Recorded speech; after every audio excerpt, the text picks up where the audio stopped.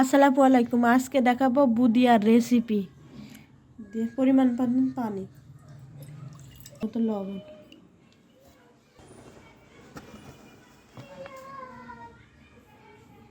বেসনটা ফাটি নাও।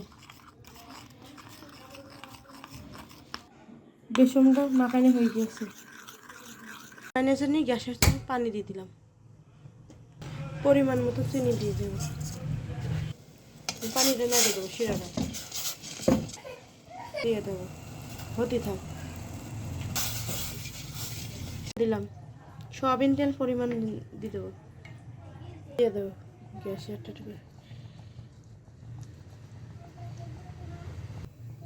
করে পুদিয়া ভাজতে থাকবে। গেছে ওটা তুলে নেবো, তুলে নিয়েছি আস্তে আস্তে। পিয়াগুলো সব ভাজা হয়ে গেছে, এবারে শিরার মধ্যে দিয়ে দেবো। পুদিয়ার রেসিপি বানানো হয়ে গেছে, শিরার মধ্যে তুলে নিছি।